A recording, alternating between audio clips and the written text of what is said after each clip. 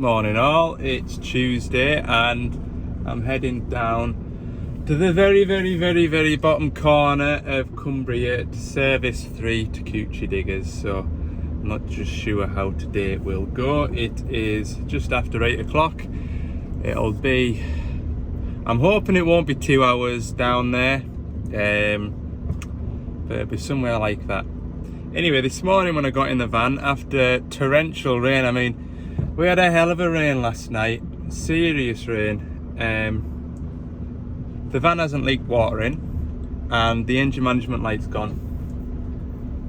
So yeah, I don't know what to make of that because the ceiling isn't wet and it's not dribbling out that glasses case holder. There's no on the fridge or the floor. It just seems to be a fine rain. The fine rain gets in, but the heavy rain just bounces off the roof. It's either that or I'm wondering if it's condensation running down the inside of the roof, but I've never yet noticed any condensation in the back of the van. So yeah, not too sure. Right, I'm gonna get onto the road. I'll see you down in the bottom of Cumbria, and yeah, Takuchi day today.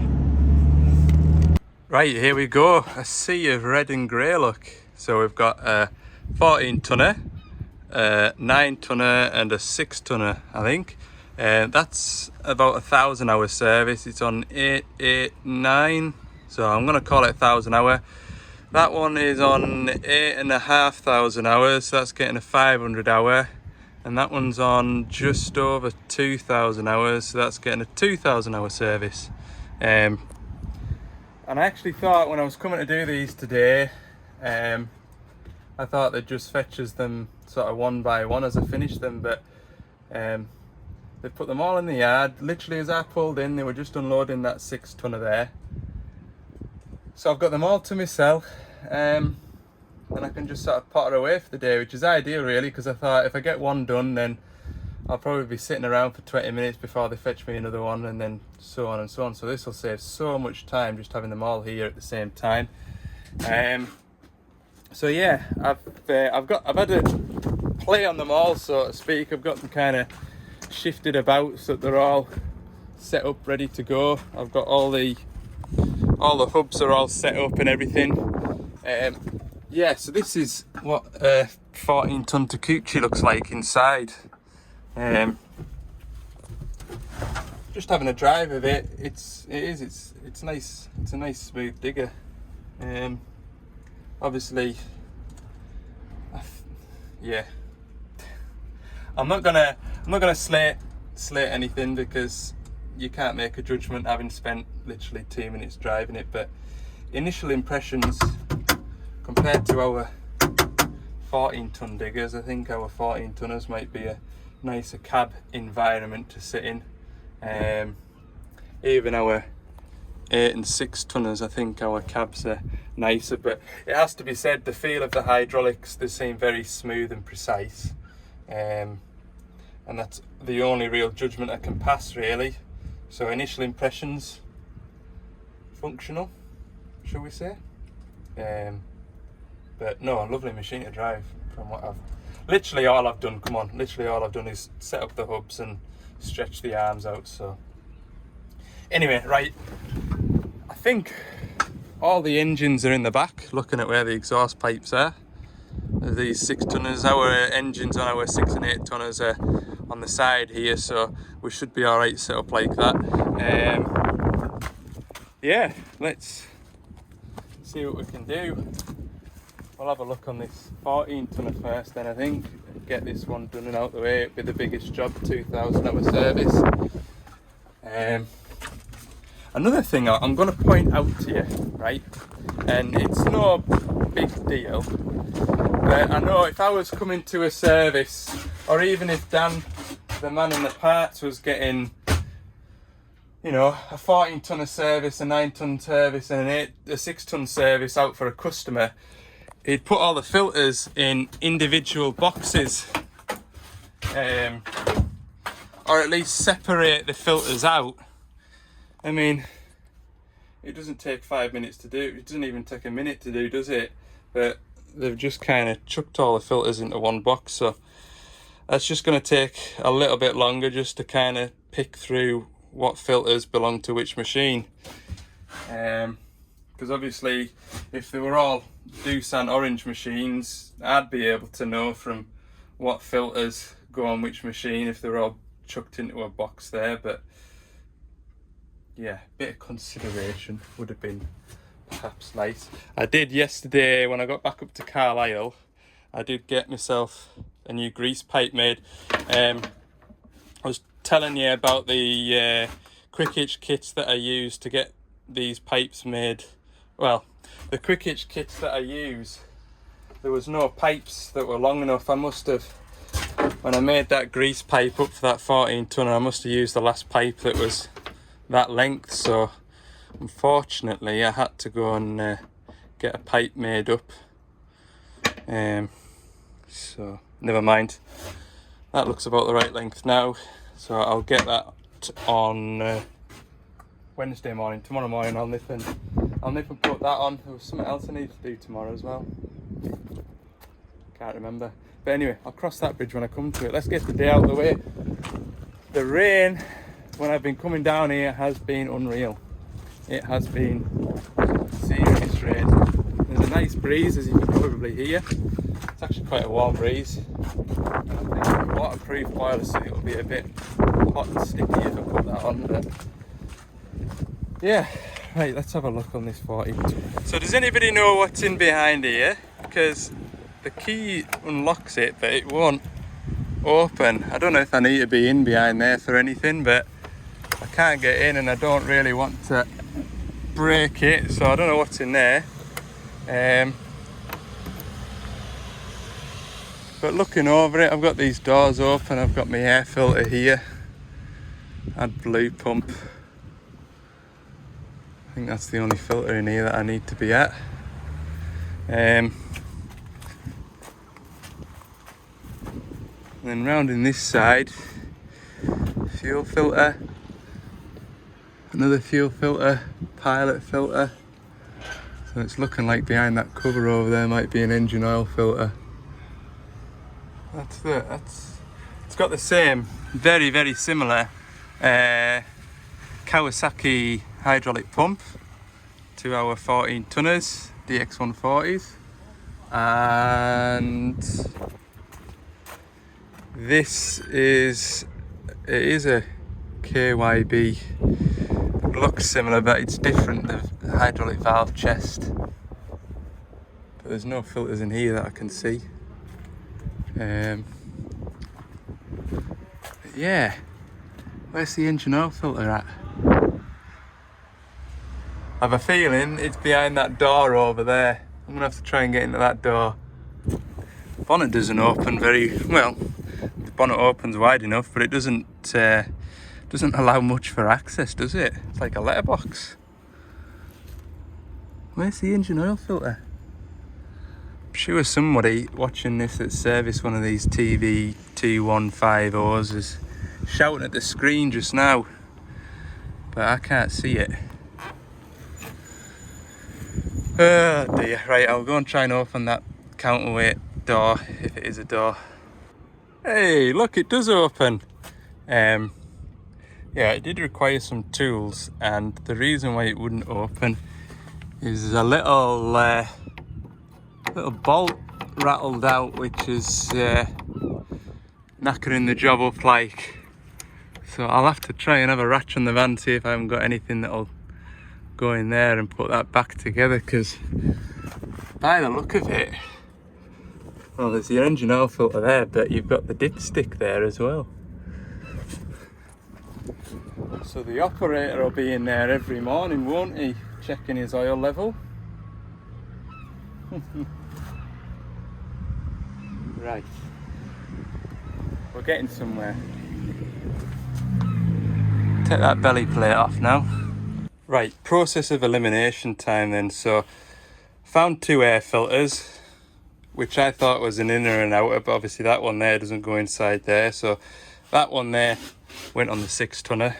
That one there went on the 14 tonner. That's fine, we can forget about those. I've seen those two filters there on the 14 tonner. That's got a Yanmar engine, so put those Yanmar boxes to one side. That one's got a Deutz engine, but I don't see any Deutz filters. But that one there has got a Isuzu engine, so we'll say that they are for the 9 tonner, which leaves them, well, do they? That'll be right then, because I've spotted those two filters on there, haven't I? Yeah, that'll be those two filters. What else have I got then?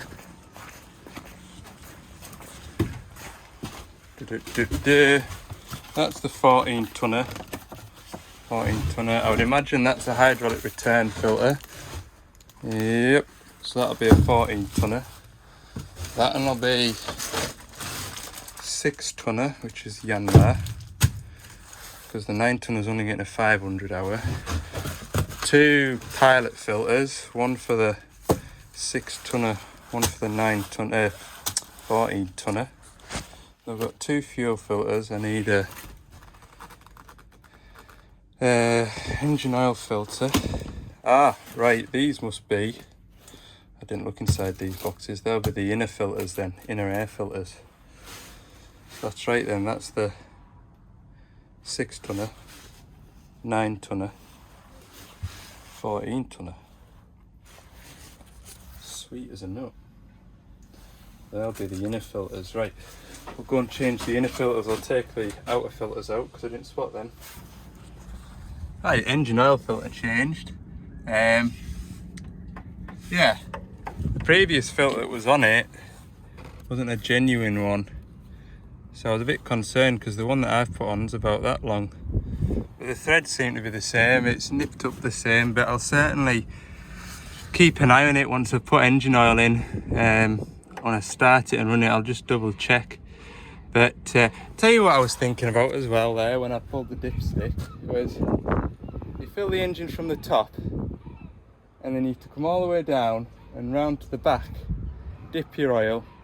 Oh, still not on the dipstick yet, so you go all the way around back up to the top, top it up. Seems a bit foreign, that. Does, it seems a bit, I'll double check.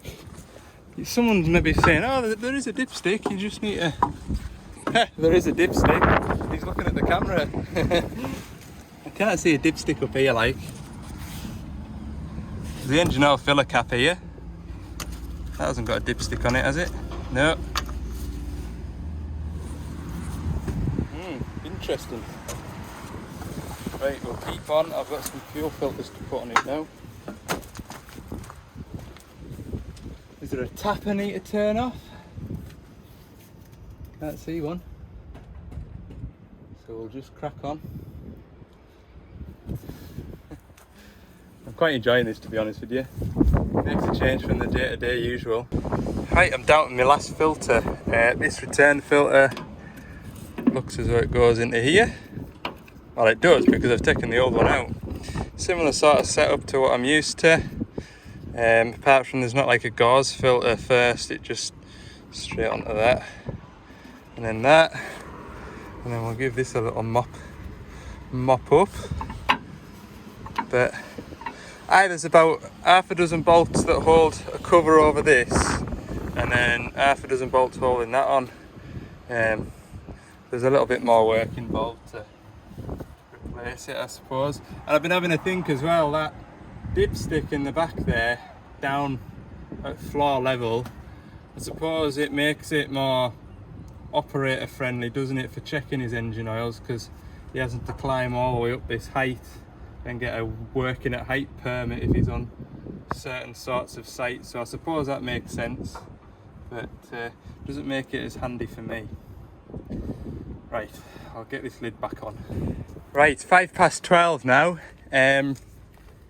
Just got the hubs draining, got engine oil to go in it, and it should should be ready to fire up. I'm sort of where I want to be time wise, because I sort of thought to myself, well, 2 hours per machine, we'll say. That'll put 6 hours in. It's 2 hours down here, 2 hours back. So I would imagine I'll be getting back up to Carlisle for about 6 o'clock. But yeah, what I'm noticing with this machine, and I will say this, it's very well built. Like, everything just looks really, really robust. I mean, you've got 2 top rollers here, which a lot of people like on a machine of this sort of size, because you've not got, if you had one roller in the middle there, you've got a further distance before it gets to your idler and your sprocket here. So potentially you should get more life out of the chains because they're not kind of sagging, and when you're tracking they're not doing that. Another thing as well that I've noticed is the track frame sits quite high as well. I wouldn't know what it'd be like compared to a Doosan 14 tonner or a Hitachi, JCB, whatever, but it does look like a really beefy undercarriage, in all fairness. Yeah, just, you know, even that cover there that I've to take off, this foot plate cover here that to take off to get the return filter change, just, it was really robust, quite heavy for what it was. So yeah, I'll certainly say that much about it, but yeah, fairly impressed with it. From a service point of view, I don't personally feel as though it's as service friendly as other machines that I've worked on, or certainly the 14 tonner at the moment. I haven't done the 9 or the 6 yet. Yeah, not too shabby. Right, I told you I needed to keep an eye on that engine oil filter because I just wasn't happy that was the right one, but this one here looks like it's more the right one. We'll see in a minute. But yeah, neither of them look like the filter that came off the machine, and it's either, that one's either a bad filter or that one's for the 6 tonner and that one's for the 14 tonner. The 9 tonner is like a cartridge filter from what I can see. But anyway, I did just whiz it over on the starter and came round and had a look, and right enough there was a bit of oil had run out of it, so I put that filter on it now, give everything a clean up in there, and we'll try this filter, see if it's any better. God, I tell you, if that's all that goes wrong today, I'll be happy. Easy sorted. Probably made a little bit of a mess. There's a bit of oil about. I'll have to take that belly plate off and give it a wipe down. It is making a bit of a mess. Yeah, I'll do that just now. So my engine oil's a tad higher than I would like it to be. On the sump bung, it's a bit like the Doosan diggers, but it's a slightly smaller fitting. You've got this metal cap here, then you can screw a bit of pipe onto it to let the engine oil out. Anyway, obviously I didn't have the fitting for it, so I took the whole fitting out and I did make a bit of a mess, I'm not going to lie. The engine oil hit this plate here and it kind of dribbled off the edge of here, and yeah, we've got a bit of a small environmental disaster down here. I'll get some spill kits on that in a minute. But yeah, like I say, there's slightly too much engine oil in there, or more than I would like there to be in there. And just noticed this hold all bag here, Takuchi hold all bag. I thought, oh, I wonder if you get a pipe. Oh, you do. So I don't need to make another mess. Happy days. Mind you, it doesn't come out very fast. Right, 1:30. Lunch has been had. I'm going to do this 9 tonner now. This one's just a 500-hour service, so 2 fuel filters. I think that there is the engine oil filter, and I think that's it. I'll do the final drive oils just like I normally do. Force of habit. Yeah, let's see how we go with this one. There is actually, say, 2 fuel filters.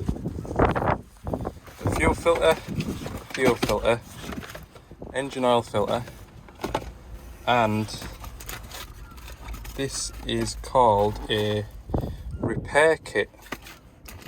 I don't know whether that's a suction pipe sort of filter job, fuel filter job. But I have a feeling I'm going to have a good ratch over this to try and find this little one. Don't know whether that goes in there. Because it's fuel related. I'll open that and we'll see what we can find in here. I've had this engine running while I've been having my lunch, so the oil should be nice and warm. Yeah, Isuzu engine, look. Okay. Right, progress is good. 2 fuel filters changed. There's a filter in the bottom of there. That's where that fuel filter went, that little circular one. So pulled that off and stripped it down. That hand primer doesn't seem to be working, which is probably why this was fitted. But yeah, that's getting pumped up now. And then around this side, engine oil's changed. Double check this now that it's settled. There's quite a lot of engine oil in here. That's spot on. There's more engine oil in this digger, I think, than that one. But that filter there wasn't too bad. It's a 22mm nut on the bottom of it. A little bit awkward getting it cracked off, but once it was away, I was expecting to get a shower of engine oil on my head, but it wasn't too bad. So no, this one should be ready to go now. I've just done the final drives. They're all changed. The colour of that. That is absolutely stinking. If only you could smell what that smelled like. Right, let's see if this one will start now. Right, it's 10 to 5. I'm 50 minutes behind where I thought I would be. Didn't get much footage of servicing those last 2. I was chatting away to the digger driver. It was really good crack, to be fair. So no, 6 tonner was 1,000 hour, 500 hour, and 2,000 hour on the 14 tonner. So would I swap orange and grey for red and grey?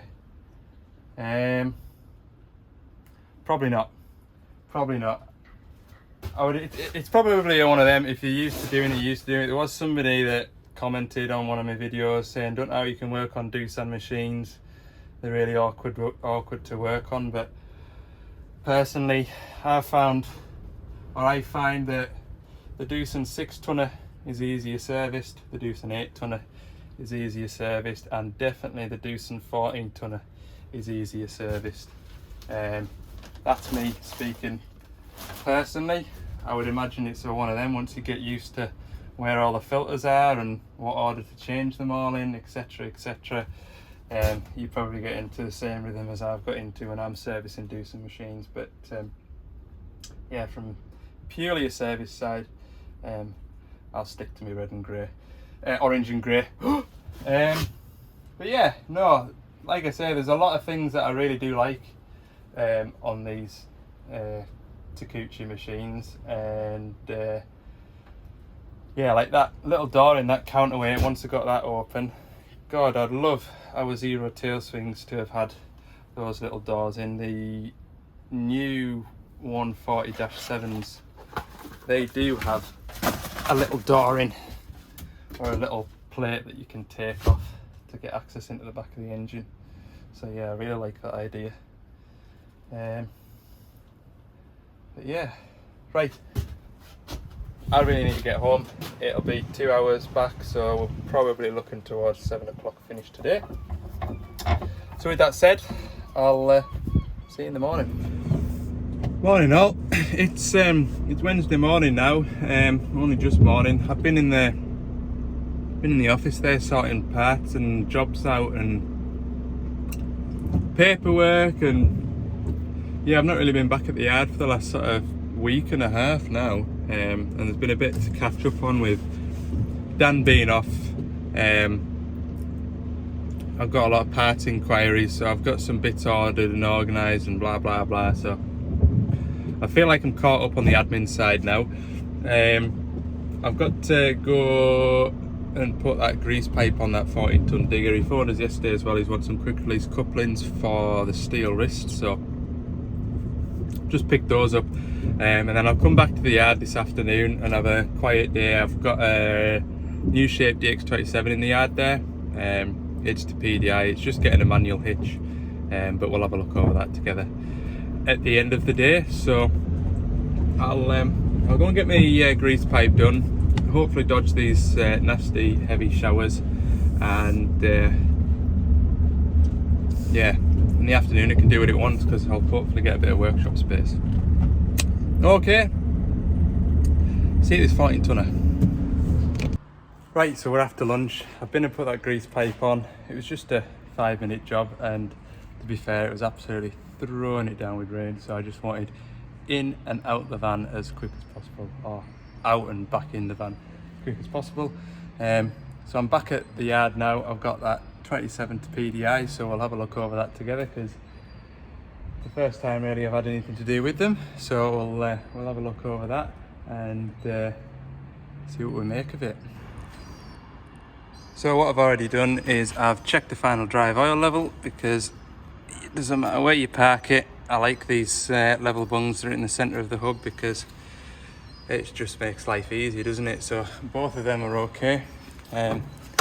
Before I started it and fetched it down into this shelter here, because I'm just not confident in the weather holding out this afternoon, checked the engine oil level, checked the coolant level, and I've already had the arms stretched out and checked the hydraulic oil level, so everything's good there.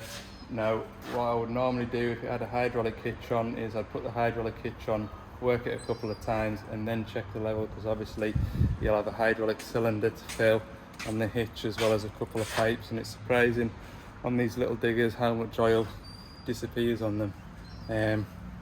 But no, this is just a manual hitch, so we'll get that put on the machine. Another thing that I noticed as well, you get like what do you want to call it, like a delivery pack. So you get a cardboard box in the cab here, and when I opened it,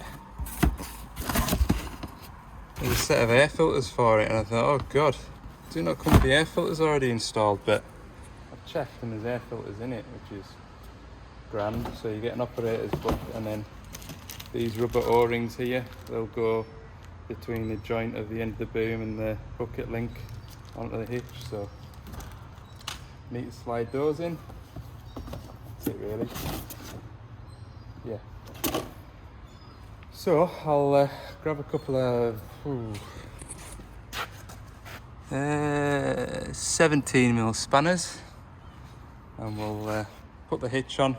I'm going to alter these pipes because they are in a really odd position. Yeah, they want to be kind of kinked in the way a bit, so I'll slacken it there and just kink it in the way so it's not sticking out like that, because if you're digging up against a tree or a bush, that's just going to get hanked really easily. Right, so I've got my bucket pins out and I've got the hitch now.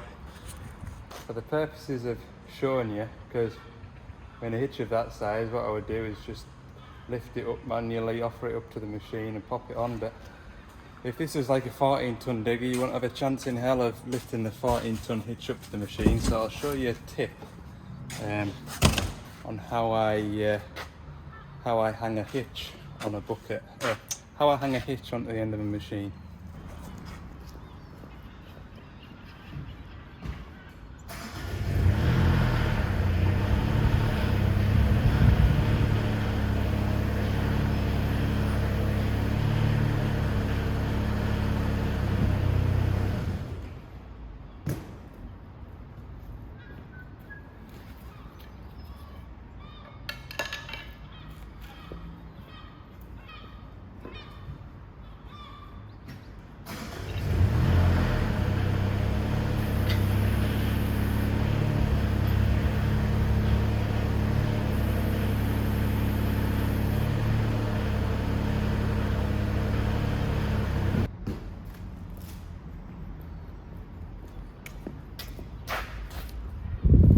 There you go. For the purposes of demonstration, what I do is I drop the bucket link into the hitch on the floor. I'm not even trying to line it up, I'm just trying to get it kind of close to put a bar through. Obviously on a bigger machine I'd use a heavier bar, and then I use the bucket ram to offer it up into here. So now this will swing into position of where I want it, and I can also get the rubber seals in, the grease seals in as well. But straight away what I can see is there's a gap there, so I'll go and get some shims and take up that space. Right, that was easy, wasn't it? No, it wasn't. That was a pain in the backside actually. But yeah, once I got my hitch offered up to my dipper, I thought I'll just slip the pin through, and yeah, the pin wasn't long enough for the holes that were drilled in the hitch here. So I then had to do some measuring and whatnot, and I had to drill fresh holes a bit further on. And of course my drill batteries weren't charged, so I was using what was left in one while another one charged for 15 minutes, and yeah, that took about half an hour of my life drilling holes. But anyway, we've overcome that problem now. I've gone ahead and put the rubber grease seals in, and see better on this side, a couple of shims in there and there, so that is nice and tight now. Yeah, I'm going to grease it. Right, I've just finished greasing the digger. All the grease points are nice and easy to get to, which is always a good thing. What I would recommend to anybody that's running a brand new digger, it doesn't have to be an orange one, but when you first get your machine, for the first 100 hours or so, grease it with the arm down at this point, and then grease it with the arm up, and it just gets grease on both sides of the pins. And that's the same for the dipper arm as well. If you grease it with the arm in and grease it with the arm out, it gets grease all about it, because quite often what you'll find is they'll just get greased in the position they were built in, and you get dry spots on the pin and then things start squeaking. So that's what I was always told as an apprentice anyway, when I was greasing machines up on PDI. So there's a top tip of the day. Right, I need to go and find the buckets for this machine, try them all on. I hope they fit, because I'm running out of patience. My grease gun end, it was putting more grease on the outside of the grease nipple as it was putting it into the grease nipple, so I fell out with that.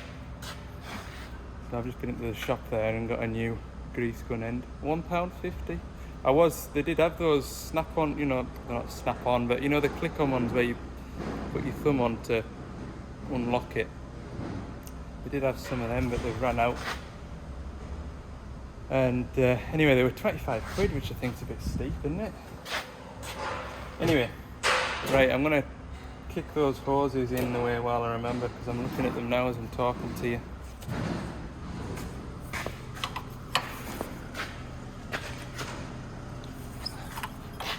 God, that's tight. Oh, I'll go and get a bigger spanner. I just thought that would be handy. Get me a longer one.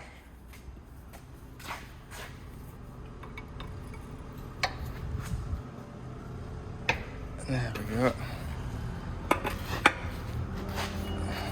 Of course, it's turned the fitting rather than the...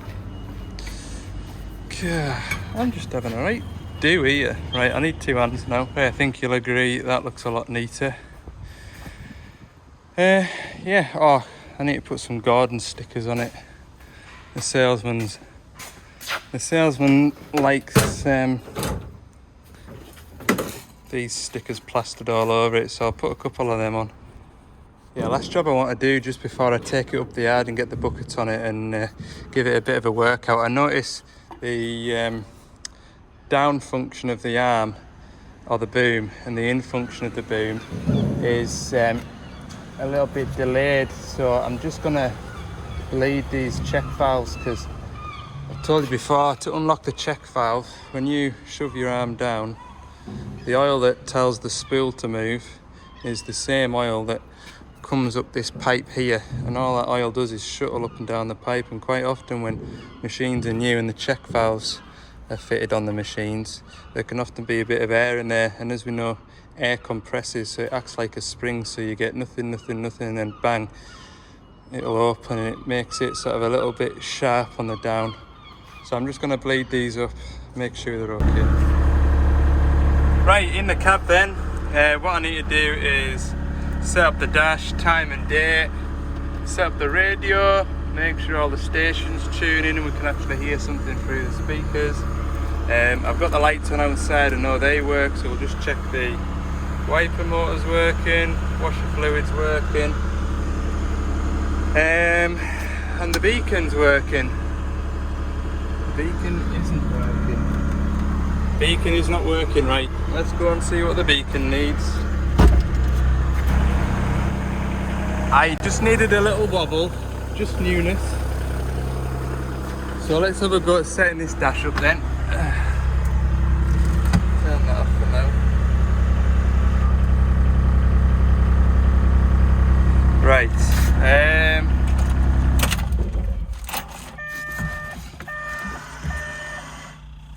Okay. That one.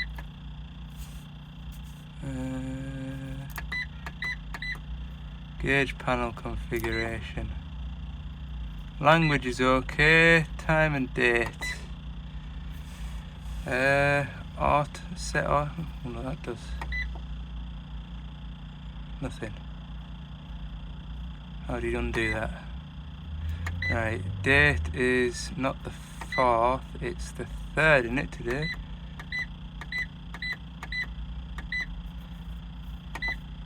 Third.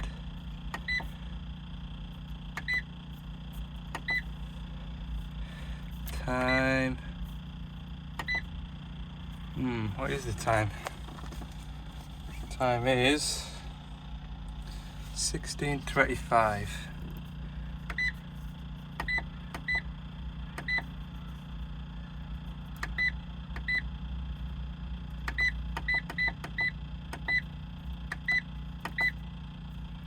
Skip.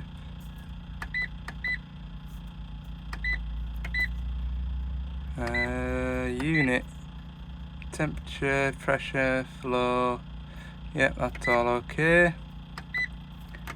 Language, screen brightness, that's all okay. Operator management. What's in there? Is there anything we need to set up? Oh, they're passwords, we don't need to set them up. Machine configuration, set joystick. What does that mean? Set joystick, thumb wheel reception. Alright, you can set up the sensitivity of the thumb wheels here. We don't need to worry about that. Yeah, I think that's it then. Is there any... Yeah, it's got that set up. Can we see monitoring on this? Cool. And fuel levels 53%.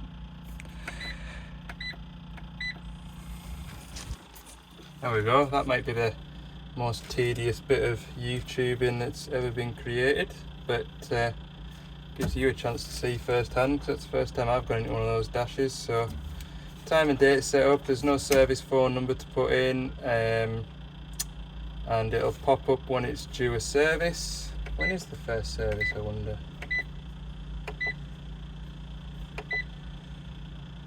Hmm? 500 hours. Right, good. I'll set up this radio and we'll go and put a bucket on it.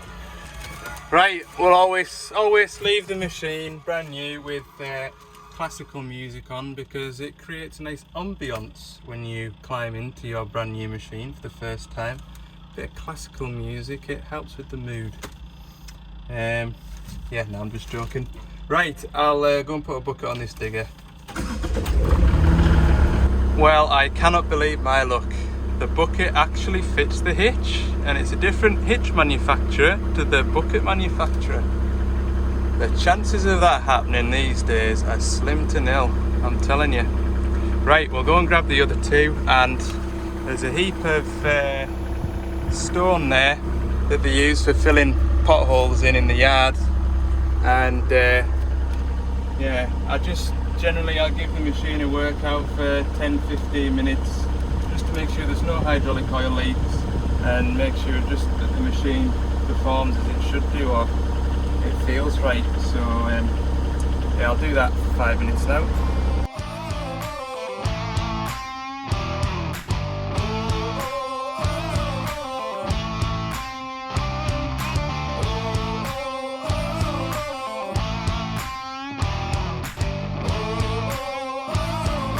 Right, there we go then. I suppose it's a bit like road testing a new car or putting a tractor on a dyno, just running it up.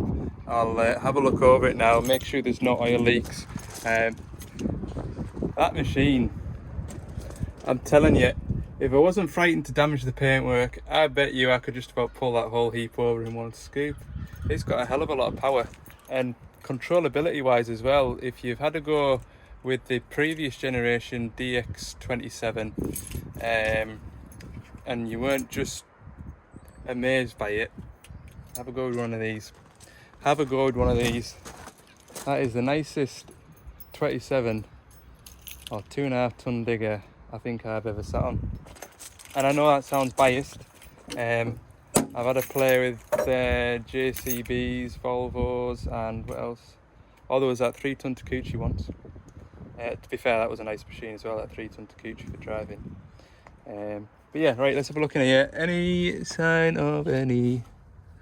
Definitely smells nice and warm anyway. We're getting some of that paint het up, and can't see much anyway. Everything looks alright in there. Everything looks good. Yeah, sound job. Right, we'll leave it at that for today then. Hopefully you've enjoyed the video. It's been certainly Takeuchis you won't have seen on this channel with me before, and yeah, first little job to do on a new shape 27, so all good. Thanks very much for watching then, and for more bits and pieces throughout the week, go and have a look at Ali's Digger Diary, TikTok and Instagram, and yeah, have a good evening, and be back on tomorrow. Ta-da!